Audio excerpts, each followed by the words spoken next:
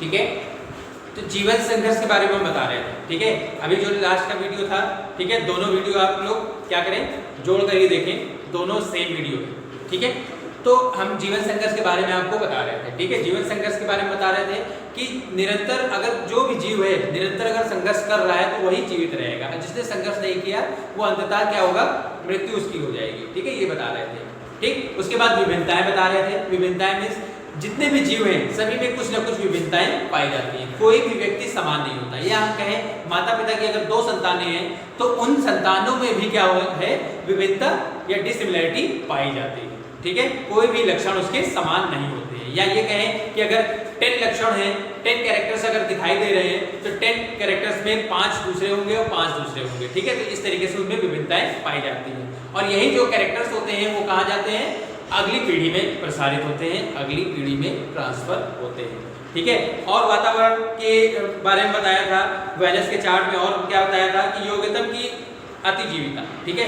Miss योग्यतम की अतिजीविता का क्या मतलब है, अगर कोई भी व्यक्ति योग्य है किसी भी चीज के लिए या किसी भी फंक्शन या किसी भी कार्य के लिए तो वो आगे बढ़ता रहेगा, ग्रो करता रहेगा। अगर उसको पास किसी भी प्रकार की योग्यता नहीं है, कोई भी चीज नहीं है तो वो आगे ग्रो नहीं कर सकता। एक समय सीमा तक ही वो ग्रो कर सकता है, लेकिन निरंतर वो वृद्धि आगे नहीं बढ़ सकता है, कुछ नहीं कर सकता है, ठीक है। और वातावरण का सीधा प्रभाव भी बताया था, ठीक है। तो ये सब वेलेस के चार्ट के बारे में, ठीक है। अब डार्विनवाद में हमने सबसे संक्षिप्त व्याख्या जो है वो है कि जीवों में निरंतर संतानोत्पत्ति की क्षमता, ठीक है। क्या है, जीवों में निरंतर संतानोत्पत्ति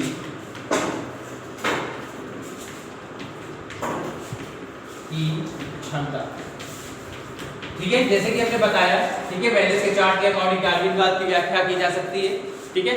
हमने बताया कि जीवों में क्या है, निरंतर संतानोत्पत्ति करने की क्षमता पाई जाती है, ठीक है।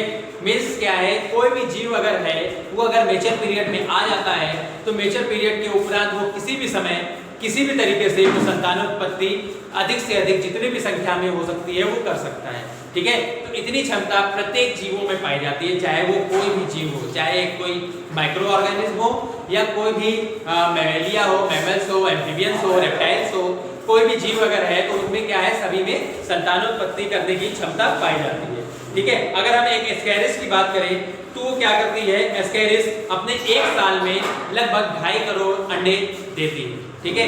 लगभग कितने देती है, 2.5 करोड़ अंडे देती है। लेकिन उन अंडों से निरंतर अगर सोचिए कि स्पीसीज या नई जाति निकलती चली है तो शायद पूरे संसार में केवल एस्कैरिस पर्याप्त हो जाएंगे, ठीक है। तो उसमें क्या होते हैं, बहुत सारी जो अंडे होते हैं वो बेकार हो जाते हैं, नष्ट हो जाते हैं, जिससे कुछ ही अंडों का से क्या निकलते हैं, नए एस्कैरिस का निर्माण होता है, ठीक है। इसी तरीके से जितने भी और ह्यूमन बीइंग्स हैं या जो भी चीजें हैं, ठीक है। जैसे अगर हम डॉग की बात कर ले, कुत्ते की बात कर ले तो क्या है, वो कम से कम 5 या 7 या 10 बच्चे देती है। लेकिन अगर सभी जीवित हो रहे हैं तो शायद यहाँ मतलब जो हमारा एरिया है उस एरिया में केवल कुत्तों की आबादी बढ़ जाएगी, ठीक है। तो ऐसा नहीं होता है, बहुत सारे ऐसे जीव होते हैं जो मर जाते हैं, ठीक है। पूरी तरीके से वो ग्रो नहीं कर पाते, वृद्धि नहीं कर पाते और अंत में क्या हो जाता है, उनका नाश हो जाता है, ठीक है। अगर हम और बात करें, नेक्स्ट अगर हम बात करें तो जो हमारे कहें कि जो अमीबा है या जितने भी प्रोटोजोन्स होते हैं, ठीक है, उनमें भी इसी तरीके से बहुत सारे संतानोत्पत्ति करने की क्षमता होती है, क्योंकि उसमें अधिकतर क्या है, अलैंगिक जनन होता है, ठीक है। अगर हमने कहा बताया पहले भी बता चुके हैं कि अमीबा को अगर हम पीसेस कर दें, कई सारे छोटे छोटे टुकड़े अगर हम कर दें तो वो एक नए अमीबा का निर्माण करता है। लेकिन क्या है, उसमें अगर केंद्रक एक न्यूक्लियस अगर उपस्थित है, प्रेजेंट है, तो वो एक नए अमीबा का निर्माण करेगा, वरना वो नहीं करेगा, ठीक है। तो इस तरीके से क्या है, निरंतर उसमें क्या है, संतानोत्पत्ति करने की क्षमता पाई जाती है, चाहे कोई भी जीव हो, ठीक है। नेक्स्ट हम बात करते हैं जो निरंतर जीवन संघर्ष चलता रहता है, ठीक है। नेक्स्ट की बात करें तो जीवन संघर्ष क्या है। अब जीवन संघर्ष के बारे में बताया आपको, तो जीवन संघर्ष क्या होता है, कोई भी जीव है या अगर हम मैमल की बात करें, हम ह्यूमन बीइंग्स की बात करें तो क्या है, निरंतर वो क्या रहता है, संघर्षरत रहता है। मीन्स अगर संघर्ष करेगा तो ही उसको भोजन मिलेगा, तभी तो ही उसको आवास मिलेगा और तभी वो आगे ग्रो करेगा।